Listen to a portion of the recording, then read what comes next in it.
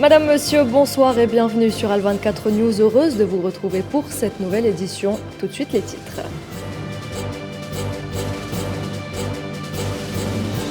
Un puissant séisme frappe l'Afghanistan et fait près d'1 millier de victimes.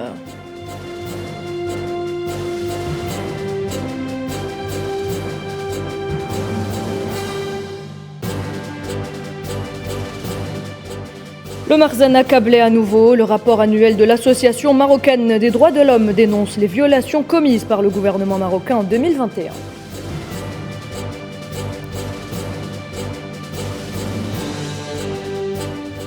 Dans l'éclairage du journal, nous reviendrons sur l'inflation record qui touche l'Espagne, une crise accentuée par la guerre en Ukraine et la suspension décidée par Alger du traité d'amitié avec Madrid.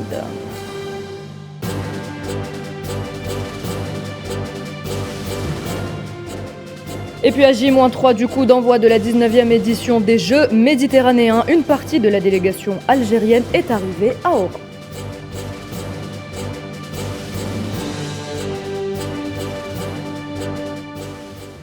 C'est un bilan macabre que nous allons vous donner à présent, le bilan puissant du séisme d'une magnitude de 5,9 sur l'échelle de Richter qui a frappé le sud-est de l'Afghanistan la nuit dernière ne cesse de grimper au fil des heures.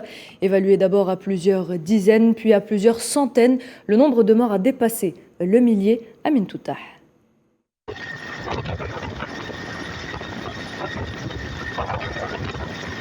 C'est un pays meurtri par un puissant tremblement de terre qui compte désormais ses morts. Le séisme de magnitude de 5,9 sur l'échelle ouverte de Richter a fait, selon un dernier bilan provisoire, plus d'1 millier de morts. Le réveil était difficile ce matin pour les habitants de cette province entre Paktika et Khost, épicentre de la catastrophe en Afghanistan. Surpris en plein sommeil, les habitants n'ont pas eu le temps de se mettre à l'abri. Le Premier ministre du pays adresse ses condoléances aux familles des victimes et à ceux qui ont été blessés lors du tremblement de terre la nuit dernière et loue Dieu pour leur avoir accordé le paradis. Devant une telle urgence, les autorités ont exhorté la communauté internationale et les organisations humanitaires à apporter contribution dans cette région sismique et difficile d'accès. L'Union européenne et le Pakistan ont exprimé leur volonté à se mobiliser pour aider la population sinistrée. Une mobilisation plus que nécessaire dans un pays lourdement affecté par la crise financière depuis plusieurs mois et la réduction de l'aide internationale peu après le départ des Américains au mois d'août 2021. Et suite à ce terrible séisme, l'Algérie exprime sa solidarité avec l'Afghanistan et présente ses sincères condoléances aux familles des victimes et souhaite un prompt rétablissement aux blessés. Le sommet arabe prévu à Alger les 1er et 2 novembre prochains sera un succès. Il existe une grande convergence sur la plupart des questions posées sur la scène arabe. Ce sont là les propos du secrétaire général de la Ligue arabe, Ahmed Aboulreid, qui a été reçu par le président algérien Abdelmadjid Tebboune. Le diplomate répondait exclusivement aux questions d'Al24 News.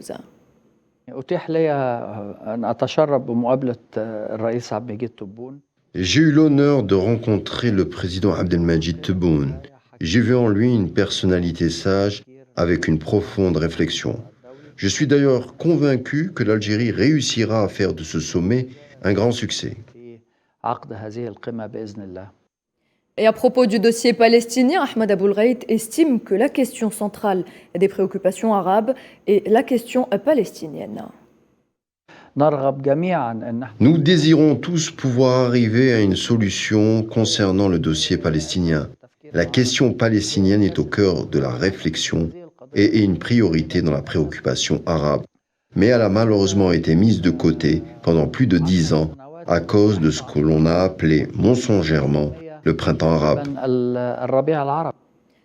C'était Ahmed Aboulreid, secrétaire général de la Ligue arabe, qui répondait aux questions d'Al24 News. Par ailleurs, le chef de la diplomatie algérienne, Ramtan Lamamra, a reçu aujourd'hui le ministre palestinien du développement social, Ahmed Mejdalani. Le responsable palestinien a affiché un grand espoir quant au sommet d'Alger et aux efforts algériens pour la réunification des factions palestiniennes.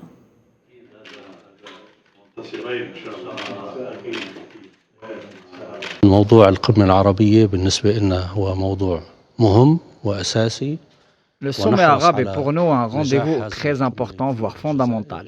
Et nous sommes très soucieux de la réussite du sommet arabe d'Alger, parce que celui-ci est le sommet de la Palestine. Pendant que s'opère le démantèlement du monde arabe et que nous voyons la tentation d'accourir vers la normalisation, en laissant le dos du peuple palestinien à découvert et en proie à l'occupation sioniste. Nous sommes très impliqués dans la réussite de ce sommet, parce que l'Algérie est le pays hôte. Nous avons également discuté, toujours dans le cadre du sommet d'Alger, de l'initiative importante prise par le président de la République algérienne, Abdelmajid Tebboune, afin d'unir les organisations palestiniennes. La première étape du dialogue a été une grande réussite et nous allons continuer nos efforts pour l'élaboration d'une feuille de route qui pourra être présentée durant le sommet arabe présidé par l'Algérie, servant ainsi de base à la poursuite des efforts dans le dossier de la réconciliation nationale pour en finir avec les divisions interpalestiniennes.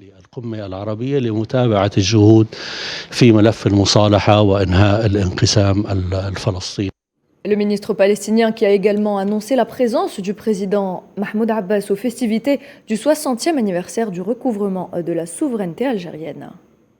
Le président Mahmoud Abbas sera présent pour assister au 60e anniversaire de l'indépendance et du grand triomphe de la révolution algérienne. Nous allons pour l'occasion publier un timbre postal frappé du monument des martyrs algériens. En Palestine, un jeune homme a été poignardé à mort par un colon sioniste dans le nord de la Cisjordanie occupée. Ali Hassan Harb avait 27 ans et selon les témoins palestiniens, le jeune homme était en train de travailler la terre près d'une colonie lorsque des colons l'ont attaqué. Les gardes de sécurité de la colonie ont ensuite tiré en direction des Palestiniens qui tentaient d'approcher les lieux.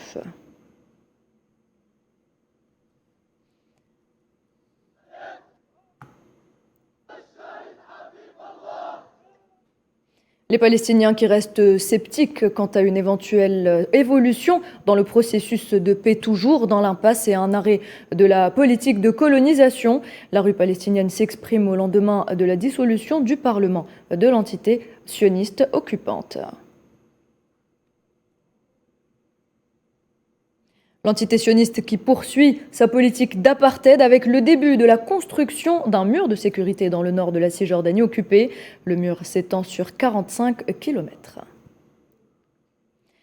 Et c'est sa première visite officielle en Turquie. Le prince héritier saoudien Mohammed Ben Salman a été reçu aujourd'hui par le président Recep Tayyip Erdogan. Cette visite met fin à une brouille qui aura duré 9 ans, née des printemps arabes et exacerbée par l'assassinat à Istanbul du journaliste Jamal Khashoggi en 2018. Nayla Hamouda.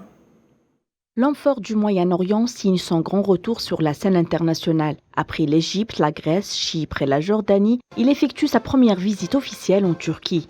Cette visite fait la part belle aux investissements car plusieurs accords sont au menu. Un rapprochement stratégique entre la Turquie et l'Arabie saoudite se met en place. Le président turc espère y gagner une forme de soutien financier pour pallier les effets de difficultés économiques. À noter par ailleurs que le président Recep Tayyip Erdogan doit passer par des élections présidentielles dans pas moins d'un an. Le premier chapitre de la réconciliation entre Ankara et Riyad a eu lieu fin avril, lorsque Erdogan s'est rendu en Arabie saoudite, où il a discuté avec le prince héritier des moyens de développer les relations entre les deux pays. Pour sa part, le prince héritier saoudien Mohammed Ben Salman s'est dit satisfait de voir Erdogan suspendre le procès de l'assassinat du journaliste Khashoggi et d'arrêter de soutenir la confrérie des frères musulmans. Ce rapprochement sera, selon les observateurs, bénéfique aussi bien pour les Turcs que pour les Saoudiens, puisque la faiblesse de l'économie turque permettra à l'Arabie saoudite de racheter pour pas cher plusieurs entreprises turques en faillite. Le prince héritier saoudien s'apprête à tourner la page de la marginalisation imposée par les Occidentaux. Ces déplacements régionaux interviennent avant la rencontre avec le président américain Joe Biden prévue en juillet prochain. La Turquie qui prévoit de rapatrier 1 million de réfugiés syriens avec des plans d'infrastructure s'exprimant lors de la deuxième journée de la conférence parlementaire mondiale sur les migrations à Istanbul. Le vice-ministre turc a indiqué que la Turquie avait prévu de construire des colonies dans 13 zones et en particulier des maisons, des bureaux, des centres sociaux et des bâtiments administratifs pour soutenir le plan de rapatriement. Le volte-face de l'Espagne au détriment des Sahraouis. Des cadres réglementaires onusiens à l'égard du conflit sahraoui a mis le feu aux poudres, notamment au sein de certains pays africains, lesquels n'ont pas lésiné sur leurs efforts durant le mois de juin pour réaffirmer à travers différentes actions que la question du Sahara occidental relève tout bonnement de la décolonisation. Les détails avec Karim Bouaziz. La reconnaissance du fait accompli, surusité par un Merzenne à l'endroit de certains pays de sa prétendue reconnaissance du Sahara occidental. Sauf que de nombreux représentants diplomatiques s'inscrivent en faux par rapport aux vecteurs coloniaux marocains, bien loin du droit international stipulé par la charte onusienne, sans parler des violations des droits humains exercées par ce qu'il faut bien appeler par son essence, une politique marocaine coloniale. C'est justement en marge de la conférence organisée par le Comité national de solidarité avec le peuple sahraoui qui a pris fait et place dans le camp réfugié d'Essoured que le vice-ministre du développement social Pamela Chouiti encourage l'ensemble des pays africains à la fermeté, faisant rappeler que c'est seulement grâce à la solidarité que son pays, l'Afrique du Sud, a pu briser les chaînes de l'apartheid. L'Occident et quelques autres pays sont contre la cause de la libération des peuples, particulièrement en Afrique, parce que c'est l'unité africaine qui est combattue et cette dernière demeure notre objectif historique. Même si nous sommes aujourd'hui indépendants, il y a encore des gens qui contestent cet état de fait, même dans nos propres pays. Il y a encore des courants qui sont contre la cause de la libération africaine. C'est un combat qui n'est pas simple. Nous sommes conscients que notre cause a des ennemis. L'Algérie et l'Afrique du Sud partagent un fort point commun au vu de l'histoire, ce qui les met de facto comme partie prenante contre toute politique de colonisation, et ce, quelle que soit sa forme, en prenant appui sur le droit international. Sauf que celui-ci se trouve parfois enrayé, on en veut pour preuve l'impunité totale malgré le rapport parfois accablant d'ONG sur place au sujet de la violation des droits de l'homme du peuple sahraoui. D'après Pamela Chouiti, rien ne changera tant que des membres du Conseil de sécurité comme la France feraient capoter des résolutions visant à condamner le Maroc. Et dans son rapport annuel, l'Association marocaine des droits de l'homme dénonce les violations commises par le gouvernement marocain en 2021, des violations devenues récurrentes dans le royaume. Safwan Ben Sabri. L'Association marocaine des droits de l'homme a épinglé ce mardi le gouvernement marocain pour ses atteintes aux droits de l'homme. L'organisme a dénoncé dans un rapport annuel les politiques de répression qui caractérisent les autorités marocaines. Le rapport, rendu public lors d'une conférence à Rabat, a dénoncé les violations des droits humains et des libertés fondamentales. Il stipule, je cite, qu'en réalité la situation des droits humains au Maroc a fait du surplace, voire même montré que les violations que connaissent de nombreux droits et libertés fondamentaux dans le pays ne sont ni circonstancielles ni occasionnelles. Le rapport de la MDH se fonde sur 3 axes principaux. Le premier dresse un constat concernant les violations touchant aux droits civils et politiques. Il met en exergue le nombre de détenus d'opinion dans les prisons marocaines, notamment les individus liés au soulèvement du Rif, le mouvement de protestation de grande envergure que le pouvoir alaouite a réprimé en emprisonnant les leaders du mouvement.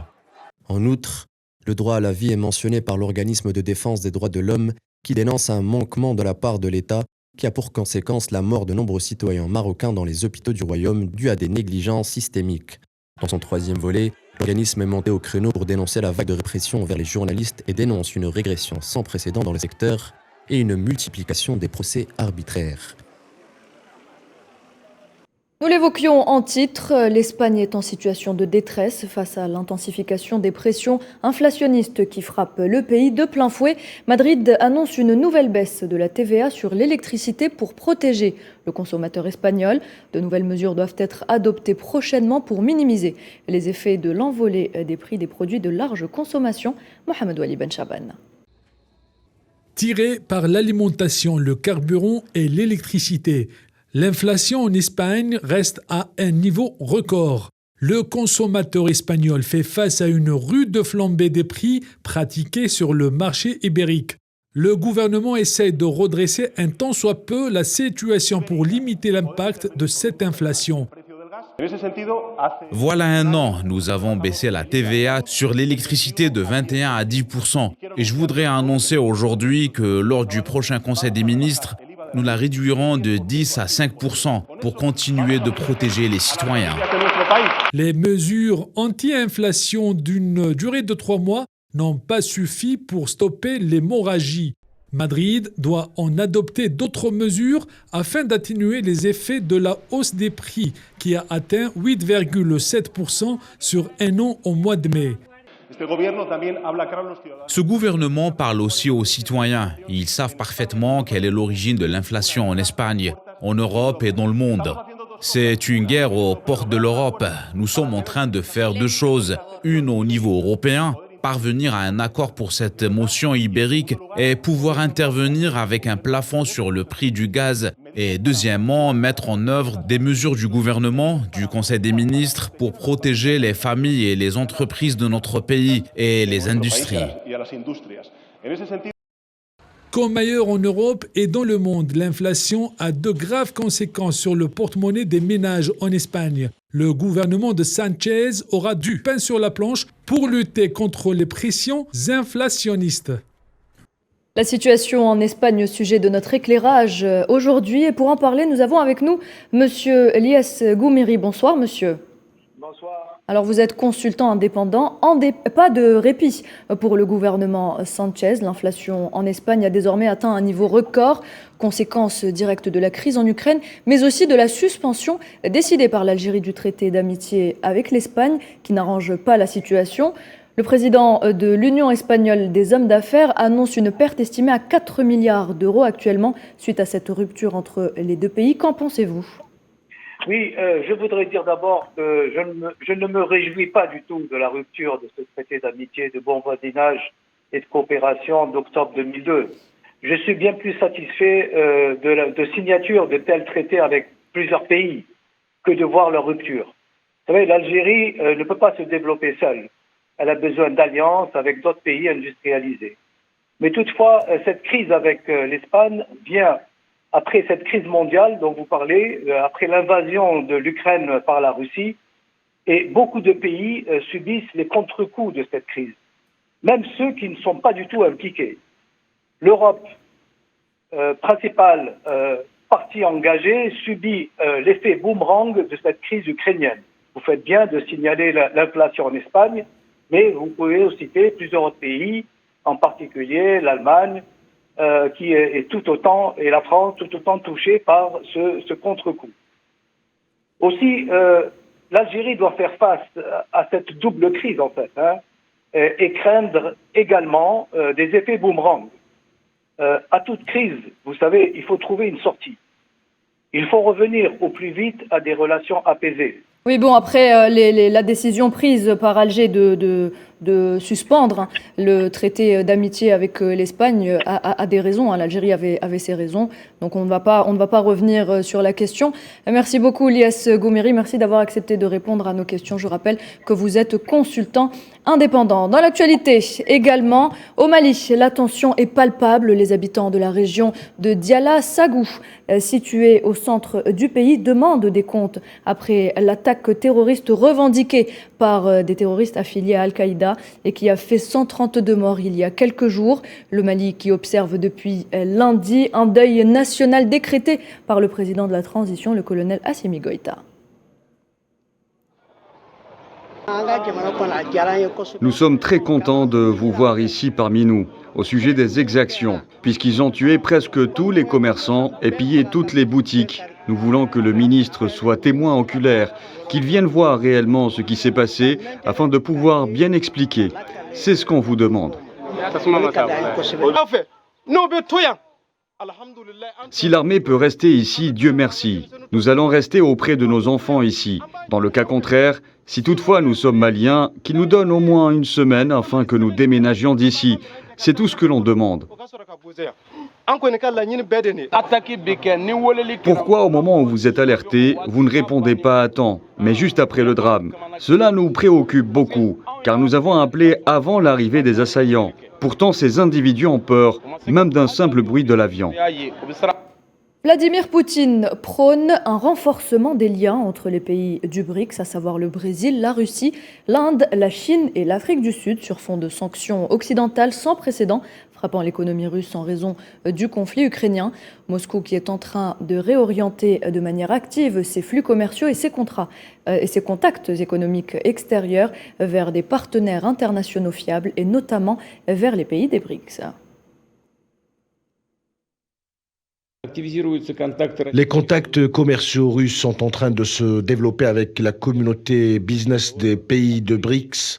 Par exemple, il y a des pourparlers en cours sur l'ouverture des chaînes de magasins indiens en Russie et de l'augmentation de la part des automobiles chinoises, équipements et machines sur le marché russe. Les livraisons du pétrole russe à la Chine et à l'Inde augmentent. La coopération agricole se développe de manière dynamique. Au Brésil, l'ancien président Lula da Silva se porte candidat au présidentiel prévu en octobre prochain. Les sondages le donnent ce mercredi favori à 48%. Il pourrait remporter le scrutin dès le premier tour.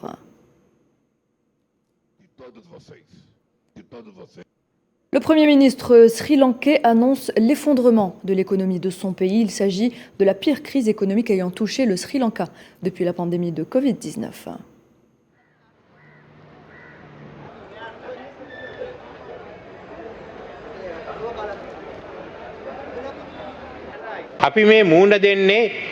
Le pays est confronté à une situation très grave qui va au-delà de la simple pénurie de carburant, de gaz, d'électricité et de nourriture. Notre économie s'est complètement effondrée. Le Sri Lanka n'est pas en mesure d'acheter du carburant importé en raison des dettes importantes de la National Oil Company. Le gouvernement a raté une occasion de changer la situation. Nous assistons maintenant à des signes d'une chute probable.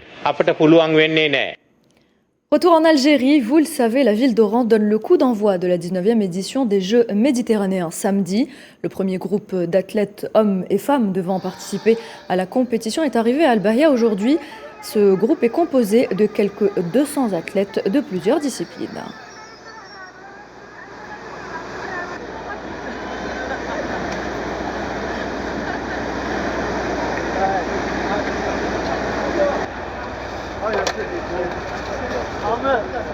Et en marge de ces Jeux, la ville d'Oran vous offre une multitude d'événements culturels. Le programme a d'ailleurs été présenté hier. Salah Faisal nous en parle. À quelques jours de la cérémonie d'ouverture de la 19e édition des Jeux méditerranéens, le président de la commission des cérémonies d'ouverture et de clôture et l'organisation des activités culturelles des JM, Salim Dada, a tenu une conférence de presse pour présenter le programme artistique et culturel. Salim Dada a donné plus de détails sur la cérémonie d'ouverture. Elle est exceptionnelle sur plusieurs plans, elle est grandiose, ça je peux le dire. On a travaillé d'arrache-pied depuis des mois pour en arriver à cette réalisation qu'on voudra être une source de fierté, une source de joie pour les Algériens, une source d'enthousiasme aussi, parce que c'est une ouverture qui va rappeler la profondeur et l'ancrage historique de l'Algérie, de l'Algérien en tant qu'entité, en tant que personnalité, en tant qu'influence dans la Méditerranée. On parle souvent de ce qui nous a influencés, mais là, on parle surtout de l'apport de l'Algérie en cet espace qui s'appelle le bassin méditerranéen. L'artiste n'a pas de limite. Salim Dada fait appel aux meilleurs. Il promet que l'ouverture sera une fête que l'Algérie n'a jamais connue depuis l'indépendance. Salim Dada a ajouté que des présidents et des grandes personnalités politiques vont assister à l'ouverture des JM Oran 2022. Pas de DJ Snake, mais il y aura d'autres stars. Un programme artistique riche qui se divise sur 3 parties. De la musique symphonique, un spectacle pyrotechnique, 500 drones et bien d'autres. L'oraille, mais pas que. Il y a les différentes expressions culturelles de la région en termes de danse, en termes de musique, en termes de poésie aussi. Le film des Jeux, à la différence des images qui seront sur nous, ou bien le making-of, il y aura un film réalisé par Jafar Gassem. Parallèlement aux activités sportives, il y aura également des activités culturelles destinées aux athlètes, le cinéma, la musique et l'artisanat au village méditerranéen. Salim Dada nous parle de la contribution de l'ANEP.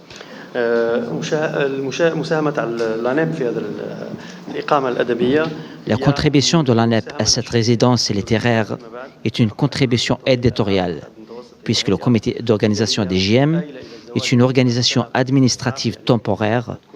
Le but est la continuité d'édition de ce livre au niveau des publications de l'ANEP. Oran et les villes voisines ne seront pas privées du programme. Le COJM a contribué à la renaissance des festivals, celui du Rail, le Festival international de musique moderne et le théâtre en plein air.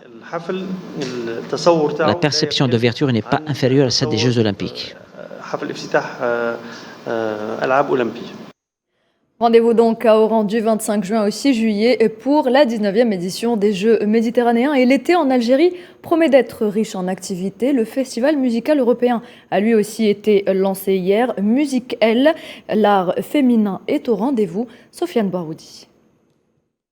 La représentation de l'Union européenne en Algérie a lancé hier au Théâtre national algérien son 22e festival de musique qui se conjuguera cette année au féminin. Des représentations musicales de divers pays européens sont prévues, à l'instar de l'Irlande, présent pour la première fois, de la Pologne ou de l'Italie, très active dans le champ culturel. Nous, on va présenter bien sûr une chanteuse italienne qui est née à Livorno, en Toscane, d'une mère italienne et d'un père algérien.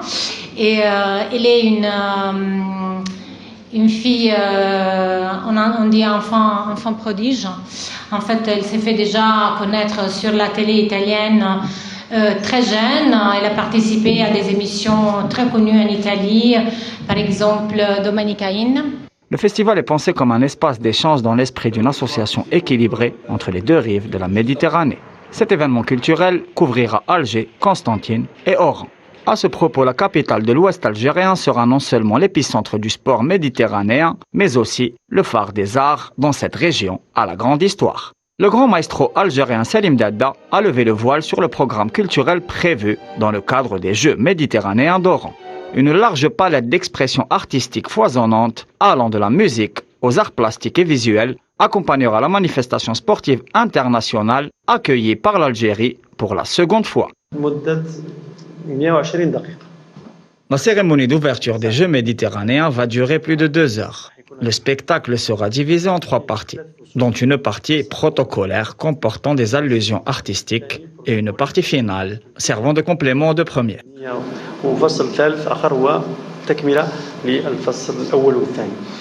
20 tableaux jalonneront ce spectacle d'ouverture. Le nombre des participants à cette cérémonie artistique comprendra plus de 120 danseurs et chanteurs, ainsi qu'un nombre important de techniciens et de différents protagonistes de l'ombre, s'élevant au total à plus de 800 participants.